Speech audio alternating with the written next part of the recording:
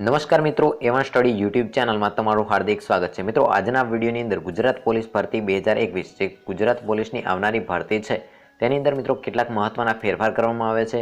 તો આ કેટલી જગ્યાઓ પર આ ભરતી કરવામાં આવશે, તેમજ આ ભરતી પ્રક્રિયા ક્યારે પૂર્ણ થવામાં આવશે, તેમજ આજની જે બીજી ઓફિશિયલી માહિતી છે તે તમામ માહિતી પુરાવા સાથે જોવાના છીએ। તો મિત્રો, વિડીયોને એન્ડ સુધી પૂરો જોતા રહો જેથી કરીને તમને સાચી અને સચોટ માહિતી મળી શકે। અને મિત્રો, જો ચેનલ પર નવા હોવ તો ચેનલને સબસ્ક્રાઇબ જરૂરથી કરો જેથી કરીને આવનારી સરકારી ભરતીઓ અંગેની સંપૂર્ણ માહિતી તમને સૌથી પ્રથમ આ ચેનલ પર મળી રહેશે। મિત્રો, જોઈએ આ વિગતવાર સંપૂર્ણ માહિતી। Subscribe now and press the bell icon. Never miss an update. તો મિત્રો, ઘણા સમયથી ચાલતા વિવાદ બાદ એક મહત્વનો નિર્ણય લેવામાં આવ્યો છે જેની અંદર પોલીસ ભરતી માટેની સત્તા ગૌણ સેવા પસંદગી મંડળ પાસેથી છીનવી લેવામાં આવશે અને આ તમામ ભરતી પ્રક્રિયા ગુજરાતમાં ગૃહ વિભાગ જ કરશે। ઓકે, તો ભરતી સંપૂર્ણપણે OMR ટેસ્ટ એટલે કે MCQ ટેસ્ટ આધારિત રહેશે। ફક્ત એક જ ભરતી પૂરતી કવાયત રહેશે અને મૌખિક ઇન્ટરવ્યૂ કે રૂબરૂ મુલાકાત નહીં થાય।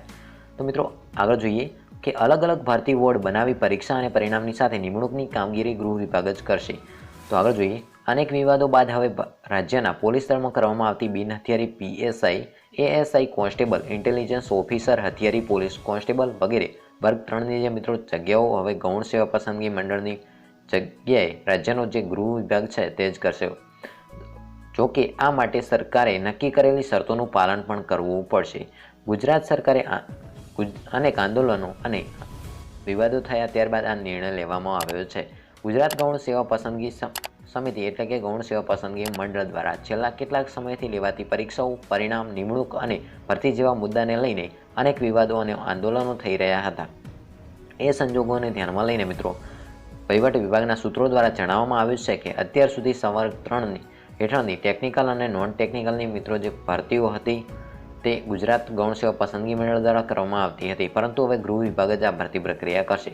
તો આગળ જોઈએ કે લોકરક્ષક ભરતી બોર્ડની રચનાની વિચારણા ગૃહ વિભાગના હેઠળ આવતા PSI, ઇન્ટેલિજન્સ ઓફિસર, ASI, હથિયારી, SRPF સંવર્ગની જે ભરતી માટે અલગ ભરતી બોર્ડ અને બિનહથિયારી કોન્સ્ટેબલ, હથિયારી પોલીસ કોન્સ્ટેબલ અને CRPF ભરતી માટે લોકરક્ષક ભરતી બોર્ડની રચના ગૃહ વિભાગ દ્વારા કરવામાં આવશે તેવી વિચારણા ચાલી રહી છે। ગૃહ વિભાગ જ 12,988 જગ્યાની ભરતી કરશે। તો મિત્રો, વાત હતી આ ભરતીની અંદર કેટલી જગ્યાઓ હશે તે। તો મિત્રો, 12,988 જગ્યાઓ પર ભરતી પ્રક્રિયા કરવામાં આવશે।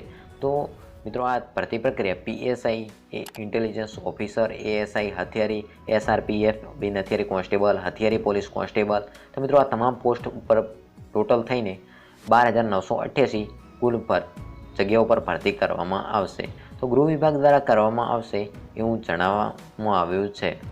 તો મિત્રો, આ ભરતી પ્રક્રિયા જે કુલ છે તે 12,988 જગ્યાઓ પર કરવામાં આવશે અને આની ફોર્મ ભરવા માટેની જાહેરાત પણ ટૂંક જ સમયની અંદર બહાર પાડવામાં આવશે।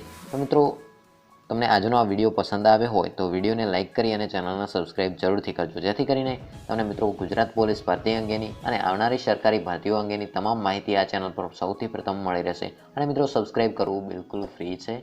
તો મિત્રો, વિડીયો ગમ્યો હોય તો વિડીયોને લાઇક કરો, ચેનલને સબસ્ક્રાઇબ કરો। તો મિત્રો, ફરી મળીશું નવા વિડીયોમાં। જય હિન્દ, જય ભારત।